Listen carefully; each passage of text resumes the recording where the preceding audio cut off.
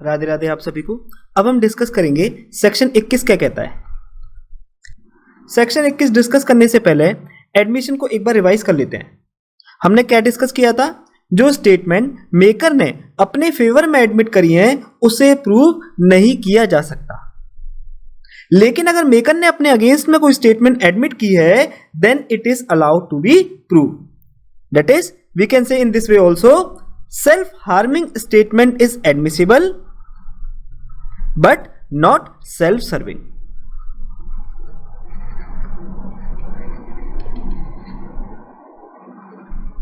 Okay, but section 21 जो है वो इस जनरल रूल के एक्सेप्शन से डील करता है। यानी सेक्शन 21 ऐसे 3 केसेस से डील करता है जब मेकर ने जो स्टेटमेंट अपने फेवर में की है वो रेलेवेंट भी मानी जाएगी और एडमिसिबल भी मानी जाएगी। ठीक है, तो आइए थोड़ा सा थ्योरेटिकल पार्ट डिस्कस कर लेते हैं। Admission can not be prove by or on behalf of the person who make them because a person will always make a statement that are favorable to him। ठीक है, वही बात है जो हम ऑलरेडी एडमिशन में डिस्कस कर चुके हैं। Section 21 lays down that an admission may be used against the person who makes them or his representative in interest but generally cannot be used by the person who makes it for his own use।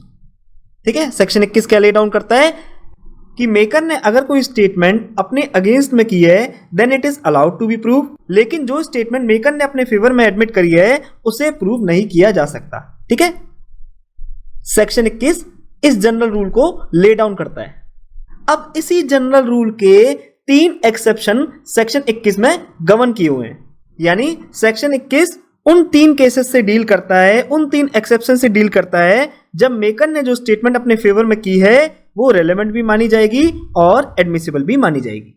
Okay, आगे बोलता है the principle underlying this rule of law is very clear. It is natural for a man to make statements in his favour. If a man makes certain statement against his own interest it means that the statement must be true. On the other hand a man wants to make statements favorable to himself even if the statements are altogether false। ठीक है, इस चीज को already हम admission की video में बहुत अच्छे से डिस्कस कर चुके हैं, तो दोबारा इसको हम यहां रिपीट नहीं करेंगे। Thus we see that the admission cannot be used by the persons making them, but section 21 has given 3 exceptions to this general rule।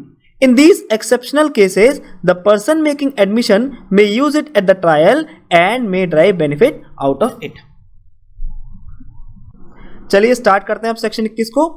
Proof of admissions against persons making them and by or on their behalf. Admission are relevant and may be proved as against the person who makes them or his LR but they cannot be proved by or on behalf of the person who makes them or by his LR except in the following cases. तो क्या बोला जी इन्होंने यहां पर? Admission are relevant. क्यों है भाई एडमिशन रेलेवेंट? बिकॉज ये 5 से 55 में फॉल कर रहे हैं। ठीक है, सेक्शन 21 में फॉल कर रहे हैं इसलिए एडमिशन आर रेलेवेंट। आगे क्या बोला? And may be proved as against the person who makes them और इज एलआर। और एडमिशन को मेकर या उसके एलआर के अगेंस्ट प्रूव किया जा सकता है। यानी अगर मेकर ने कोई स्टेटमेंट अपने अगेंस्ट में करी है तो उसे तो प्रूव किया जा सकता है, बट एडमिशन को मेकर या उसके एलआर के बिहाफ पर प्रूव नहीं किया जा सकता। यानी जो स्टेटमेंट मेकर ने अपने फेवर में एडमिट करी है उसे प्रूव नहीं किया जा सकता, but they cannot be proved by or on behalf of the person who makes them or by his LR except in the following cases. Except in the following cases means in the following 3 cases admission may be proved by or on behalf of the person who makes them or his LR. ठीक है, तो चलिए पहला exception देखते हैं। An admission may be proved by or on behalf of the person making it when it is of such a nature that if the person making it were dead it would be relevant as between third persons under section 32। तो क्या बोला जी इन्होंने यहां पर? Admission may be proved by or on behalf of the person making it जब उस statement की नेचर ऐसी है कि अगर एडमिशन करने वाला पर्सन मर चुका है तो उसकी स्टेटमेंट थर्ड पर्सन के बीच में सेक्शन 32 में रेलेवेंट हो जाएगी। इलस्ट्रेशन देख लेते हैं। A is accused of a crime committed by him at Calcutta. He produces a letter written by himself and dated at Lahore on that day and bearing the Lahore postmark of that day. The statement in the date of letter is admissible because if A were dead, it would be admissible under section 32 clause 2. तो क्या कहा जी इस example में? A पर accusation लगे हैं कि उसने कलकत्ता में क्राइम कमिट किया है। अब A ने एक लेटर प्रोड्यूस कर दिया जो मर्डर वाले दिन उसने खुद अपने हाथों से लाहौर में लिखा था और उस लेटर पर लाहौर की पोस्टमार्क भी है। तो अब अगर ये मर जाता है तो उसकी स्टेटमेंट एडमिसिबल हो जाएगी as it will be relevant under section 32 clause 2। Okay, अगर अभी आपको ये समझ में नहीं आया है तो कोई बात नहीं, जब हम सेक्शन 32 को डिस्कस कर लेंगे तब ये सारा का सारा जो क्लॉज 1 है आपको इजीली क्लियर हो जाएगा। ओके, सेकंड एक्सेप्शन क्या कहता है जी? An admission may be proved by or on behalf of the person making it when it consists of a statement of the existence of any state of mind or body relevant or in issue made at or about the time when such state of body or mind existed and is accompanied by conduct rendering its falsehood improbable। तो क्या कहा जी second clause ने? Break कर लेते हैं इसको। An admission may be proved by or on behalf of the person making it when it consists of a statement of the existence of any state of body or mind relevant or in issue made at or about the time when such state of mind or body existed and is accompanied by conduct rendering its falsehood improbable।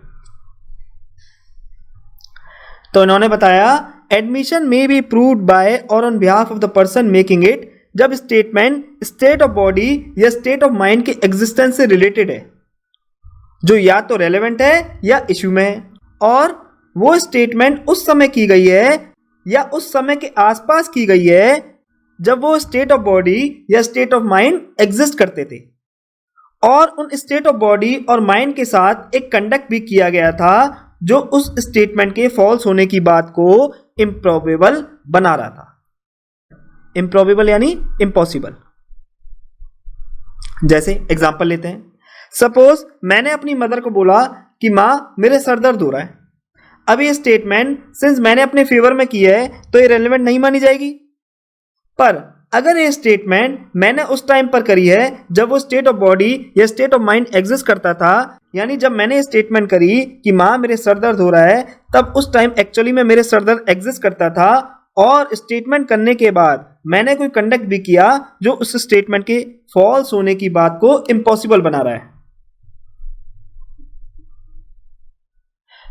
मैंने अपनी मां को statement करने के बाद एक sir दर्द की गोली भी खा ली, पेन किलर ले लिया या एक इंजेक्शन ले लिया, तो अब मेरा ये कंडक्ट क्या कर रहा है? ये मेरे सर दर्द वाली बात के फॉल्सहुड को इम्प्रॉबेबल बना रहा है। तो अब इस एग्जांपल में मेरे स्टेट ऑफ माइंड या स्टेट ऑफ बॉडी के एग्जिस्टेंस का पता लग रहा है और ये फैक्ट रेलेवेंट है या इश्यू में है, और ये स्टेटमेंट मैंने तब की थी जब मेरे सर दर्द हो रहा था, और इसके साथ मैंने एक कंडक्ट भी किया यानी पेन किलर भी ली जो इस स्टेटमेंट के झूठे होने की बात को इम्पॉसिबल बनाता है। तो अब ये स्टेटमेंट प्रूव की जा सकती है। ओके, समझ में आया?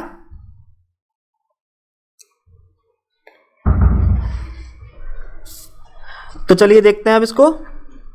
When it consists of a statement of the existence of any state of body or mind, तो existence of state of mind क्या हो रहा था? सर दर्द हो रहा था, रेलेवेंट था या फिर इश्यू में था, मेड एट और अबाउट द टाइम, और वो जो स्टेटमेंट थी मैंने कब करी थी? जब एक्चुअली में मेरे जो सर दर्द था वो एग्जिस्ट करता था। When such state of body or mind existed and is accompanied by conduct, conduct क्या किया? मैंने पेन किलर लिया या फिर मैंने इंजेक्शन लिया या फिर मैंने एक गोली खा ली। रेंडरिंग इट्स फॉल्सहुड इम्प्रॉबेबल, जो ये कंडक्ट है वो क्या कर रहा है? उस स्टेटमेंट के झूठा होने की बात को इम्पॉसिबल कर रहा है। तो अब ये स्टेटमेंट प्रूव की जा सकती है। ओके, एक और एग्जांपल ले लेते हैं। आप बस मेरे एग्जांपल को सुनना, ठीक है? ये कंटेंट आपके सामने है लेकिन आप बस सुनने पे ध्यान देना। एग्जांपल ये है, ए ने बी के फेवर में एक प्रॉपर्टी एग्जीक्यूट कर दी। अब एक साल बाद ए ने बी के अगेंस्ट सूट फाइल किया। ए ने एलेज किया कि जो प्रॉपर्टी मैंने बी के फेवर में गिफ्ट की थी उसे आप कैंसिल करिए, और इसके पीछे ए ने रीजन बताया कि at the time of execution of property I was so seriously ill कि मैं उस गिफ्ट के कंटेंट को समझ नहीं पाया।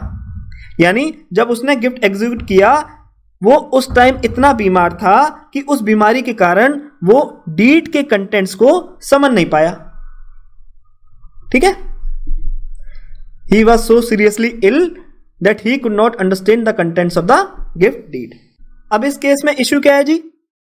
इश्यू ये है कि at the time of execution of gift deed क्या एक ही स्टेट ऑफ बॉडी या स्टेट ऑफ माइंड उस डीड के कंटेंट्स को समझने के लिए हेल्दी था या नहीं। अब गिफ्ट एग्जीक्यूट करने से जस्ट एक दिन पहले ए ने अपने फ्रेंड को लेटर लिखा, यानी ए ने सी को लेटर लिखा कि मैं अपना दिमागी संतुलन खो रहा हूं। One day before the execution of the gift deed, A had written a letter to C, a friend of his, alleging that he was losing the balance of mind and was suffering from some severe disease and which the doctors of his town could not correctly diagnose।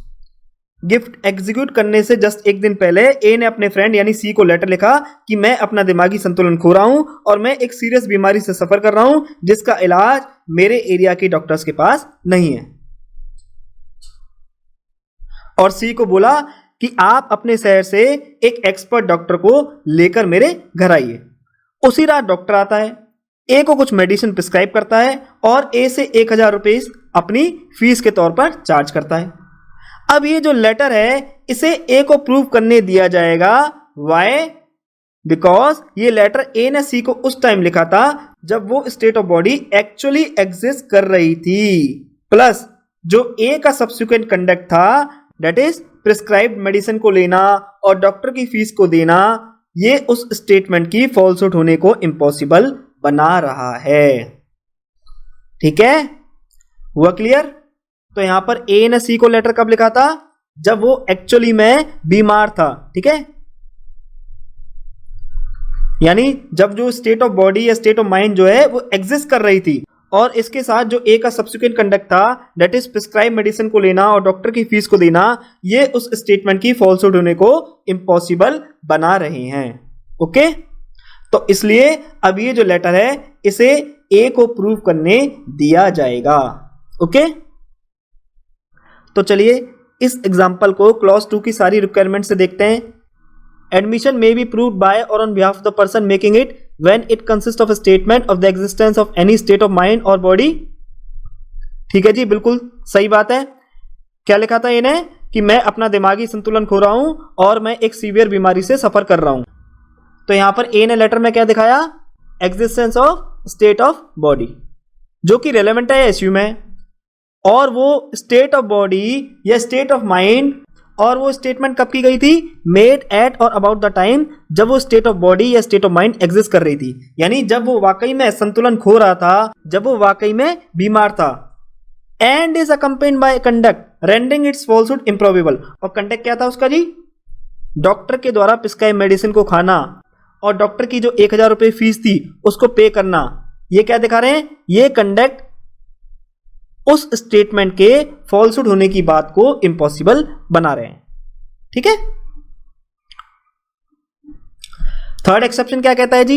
N admission may be proved by or on behalf of the person making it if it is relevant otherwise than as an admission. तो क्या बोलता है जी? An admission may be proved by or on behalf of the person making it, अगर वो statement admission के अलावा कहीं और रेलेवेंट है तो। A statement may be relevant either as an admission of a relevant fact or as a proof of the existence of a fact. There are many cases in which a statement is relevant not because it is an admission but because it establishes the existence or non-existence of a relevant fact or a fact in issue. In all such cases, a party can prove his own statements. तो क्या बोलता है कि काफी cases ऐसे भी हैं जहां पर जो स्टेटमेंट है वो इसलिए रेलेवेंट है बिकॉज वो रेलेवेंट फैक्ट या फिर फैक्ट इन इश्यू के एग्जिस्टेंस या नॉन एग्जिस्टेंस को एस्टेब्लिश करती है। ठीक है, वो स्टेटमेंट इसलिए रेलेवेंट नहीं है क्योंकि वो एडमिशन है, वो स्टेटमेंट इसलिए रेलेवेंट है बिकॉज वो फैक्ट इन इश्यू या रेलेवेंट फैक्ट के एग्जिस्टेंस या नॉन एग्जिस्टेंस को एस्टेब्लिश करती है। और ऐसे सभी केसेस में पार्टी अपनी स्टेटमेंट को प्रूव कर सकती है। Statement when relevant, the act provides for the relevancy of statement in several cases. आइए देखते हैं कौन कौन से वो केसेस हैं। Firstly, party may prove his own statement under section 6 if it is a part of the same transaction. The doctrine of res gestae covers such statements where, for example, immediately after a road accident, a person pulled up to the injury who then made a statement as to the cause of the injury. This statement may be proved by or on behalf of the injured person, it being a part of the transaction which injured him. Party may prove his own statement under section 6. कब? अगर वो same transaction के part हैं तो। The doctrine of res gestae covers such statements. जैसे example के लिए x का रोड एक्सीडेंट हो जाता है। अब इमीडिएटली आफ्टर रोड एक्सीडेंट एक पर्सन उसे उठाने के लिए आता है। एक्स उस पर्सन को बताता है कि मेरी इंजरी का कॉज ये है, लाइक मुझे गाड़ी ने टक्कर मार दी या ट्रक ने टक्कर मार दी। अब ये जो स्टेटमेंट है इसे एक्स के बिहाफ पर प्रूव किया जा सकता है। Why? Because statement was made in same transaction, that is statement was part of res gestae, section 6। ठीक है, अगर ये अभी क्लियर नहीं हुआ है तो कोई बात नहीं, जब हम सेक्शन 6 डिस्कस कर लेंगे तब आपको ये बहुत अच्छे से क्लियर हो जाएगा। ओके। सेकेंडली, अ स्टेटमेंट में be proved by or on behalf of the person making it under section 8 if it accompanies or explains acts other than a statement or if it influences the conduct of a person whose conduct is relevant. तो इन्होंने क्या बोला? Similarly, statement may be proved by or on behalf of the person if it explains acts other than statement or it influences the conduct of a person whose conduct is relevant. Example, a person is seen running down a street in an injured condition and crying out the name of his attacker. He may prove his own statement as it accompanies some conduct and explains the fact of injury. Example कि एक person को injured condition में road पे भागते हुए और attacker का नाम चिल्लाते हुए देखा गया। सपोज करके चलिए एक्स के पेट में चाकू लगा है, ठीक है। अब वो रोड पर भागते हुए चिल्ला रहा है कि वाई ने मुझे स्टैप किया है। अब यहां एक्स इस स्टेटमेंट को प्रूव कर सकता है, क्यों? एज उसकी स्टेटमेंट एक कंडक्ट को अकंपनी कर रही है और इंजरी के फैक्ट को एक्सप्लेन कर रही है। कंडक्ट हियर इज रोड पर भागना, ठीक है। Similarly, where A says to B, "You have not paid back my money," and B walks away in silence, A may prove his own statement as it has influenced the conduct of a person whose conduct is relevant. Illustration G of section 8.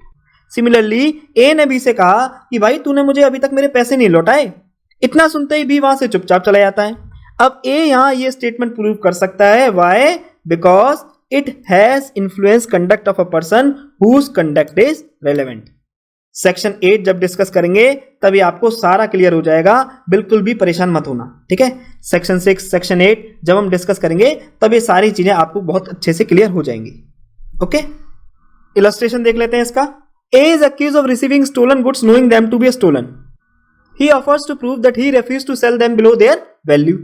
A may prove these statements though they are admissions because they are explanatory of conduct influenced by fact and issue. तो क्या कहता है illustration D? ए पे allegation लगे हैं कि उसने stolen goods receive किए हैं ये जानते हुए कि ये गुड्स चोरी के हैं। अब ए ने प्रूव करना चाहा कि उसने उन गुड्स को उनकी वैल्यू से कम बेचने में मना कर दिया था। अब ए ये स्टेटमेंट प्रूव कर सकता है even though it is an admission, because ये स्टेटमेंट ए के कंडक्ट को एक्सप्लेन कर रहे हैं जो कि फैक्ट एंड इश्यू से इन्फ्लुएंस्ड है, ठीक है। देखो आप जानते हो कि स्टोलन गुड्स के केस में पर्सन ये चाहेगा कि वो गुड्स जल्दी से जल्दी बिक जाएं, बेशक से कम दाम में ही बिके, बस वो बिक जाएं। पर यहां ए ने कहा कि मैंने तो उन गुड्स को कम वैल्यू में बेचने से मना कर दिया, तो अब ये स्टेटमेंट प्रूव की जा सकती है as this statement is explaining conduct of A, so relevant under section 8, ठीक है। Same is illustration E, do it yourself. तो ये इस सेक्शन की 3 एक्सेप्शन थी। अब आगे देखते हैं। As against the person who makes them, इसका मतलब क्या है? The expression thus means where an admission is made by a referee or by the agent of the party or by person jointly interested with the party, the admission is provable as against the party on whose behalf it is made. तो यहां पर as against the person में कौन कौन आएगा? Referee, agent और by person jointly interested with the party. ठीक है, तो अब इस सेक्शन का एनालाइज कर लेते हैं एक बार। The section contains 3 propositions. Number 1, an admission is relevant and may be proved against the author of it and his LR, illustration A. Number 2, generally an admission cannot be proved by or on behalf of the maker or by his LR, illustration A. Number 3, admission can be proved by the maker or on his behalf or his LR only under the 3 following circumstances. तो इसका मतलब जो पहले 2 rule हैं वो किससे deal कर रहे हैं? एडमिशन के जनरल रूल से, और ये जो 3rd रूल है वो किससे डील कर रहा है? एक्सेप्शन से। तो इन तीनों एक्सेप्शन को हम अच्छे से डिस्कस कर चुके हैं। Number A, when it is of such a nature that if the person making it were dead it would be relevant as between third persons under section 32, illustration B and illustration C. B, when it consists of a statement of the existence of any state of mind or body made at or about the time when such state of body or mind existed and is accompanied by conduct rendering its falsehood improbable. And C, when it is relevant otherwise than as an admission, illustration D and E. ठीक है, तो ये था हमारा section 21। Section 21 याद रखना केवल और केवल पीटी के लिए इंपॉर्टेंट है। ठीक है, मेंस में एज सच इससे कोई क्वेश्चन बनता नहीं है, बस आपको इस सेक्शन का कंसेप्ट याद रखना है कि कौन कौन से 3 एक्सेप्शनल केसेस हैं जहां पर जो स्टेटमेंट मेकर ने अपने फेवर में एडमिट करी है उसे प्रूव किया जा सकता है। बाकी इस सेक्शन की पीटी की कुछ इंपॉर्टेंट बातें डिस्कस कर लेते हैं। Any admission made in ignorance of law or under duress cannot bind the maker of the admission. ये जो फैक्ट है आपको पीटी के लिए याद रखना है। इसके अलावा इस सेक्शन की सारी इलस्ट्रेशन आपको अच्छे से याद होनी चाहिए। ठीक है, पीटी में अक्सर इस सेक्शन से रिलेटेड जितनी भी इलस्ट्रेशन है उनसे क्वेश्चन पुटअप कर लिया जाता है। अपार्ट फ्रॉम दिस पीटी में अक्सर ये क्वेश्चन भी आता है, admission can be proved by the maker और ऑन हिज बिहाफ और by his LR only under the 3 circumstances. अब क्वेश्चन क्या आएगा पीटी में कि कौन सा सेक्शन ऐसा है जो इन 3 सर्कमस्टेंसेस से या इन 3 एक्सेप्शनल केसेस से डील कर रहा है। तो आपको क्या मेंशन करना है? सेक्शन 21। और इसके अलावा आपको ये पता होना चाहिए कि जो क्लॉज ए है वो किससे डील कर रहा है, क्लॉज बी किससे डील कर रहा है एंड क्लॉज सी किससे डील कर रहा है। ठीक है, अब देखो हम इससे रिलेटेड एक मेंस का क्वेश्चन डिस्कस कर लेते हैं। जनरली सेक्शन 21 से मेंस का कोई भी क्वेश्चन नहीं आता है, लेकिन फिर भी हम एक सेफ साइड लेकर इस क्वेश्चन को डिस्कस कर लेते हैं। ओके, तो क्वेश्चन क्या है? What are the exception to the non permissibility of self favouring admission, या फिर or under what circumstances can admission be proved in favour of the maker. तो आंसर क्या है? सेक्शन 21 के 3 एक्सेप्शंस। ठीक है, तो इन 3 एक्सेप्शंस को आपको यहां डिफाइन कर रहा है। ऑलराइट, तो ये था हमारा आज का लेक्चर। अगर आपको लेक्चर पसंद आया तो आप लाइक, शेयर और कमेंट जरूर कीजिएगा, और अगर आपको लेक्चर पसंद नहीं आया है तो आपको डिसलाइक करने का भी पूरा राइट है। और प्लीज आप लोग कमेंट करके अपने फीडबैक जरूर दीजिएगा, जिससे कि फ्यूचर में मैं अपने आप को और इंप्रूव कर सकूं। और अगर आप लोग चाहते हैं कि वीडियोस में किसी भी तरह का मैं चेंज करूं तो आप मुझे कमेंट करके बता सकते हैं। मैं पूरी कोशिश करूंगा चीजों को आपके अकॉर्डिंग चलाने की।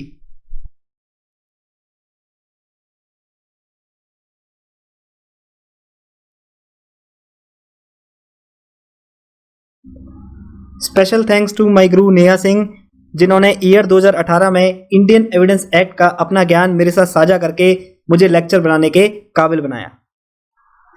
अगर आपको इस लेक्चर से कुछ सीखने को मिला है और आप मुझे कंट्रीब्यूट करना चाहते हैं तो आप मुझे कंट्रीब्यूट भी कर सकते हैं। ये है मेरा QR कोड, आप किसी भी ऑनलाइन पेमेंट एप्लीकेशन के थ्रू मुझे पेमेंट कर सकते हैं। और याद रखना, ये कंट्रीब्यूशन जो भी आप करोगे ये केवल सोसाइटी के लिए यूज किया जाएगा, जैसे कि गरीब बच्चों की पढ़ाई के लिए, उनकी शादी के लिए, गौ माता की सेवा के लिए etcetera. Because I believe this contribution is by the people, of the people and for the people only. इसके अलावा इंस्टाग्राम और फेसबुक पे आप मेरे को फॉलो कर सकते हो, जो लिंक है वो डिस्क्रिप्शन बॉक्स में गिवन है। इंस्टाग्राम पे मैं अक्सर लाइव भी आता हूँ और प्रीवियस ईयर क्वेश्चन भी शेयर करता हूँ।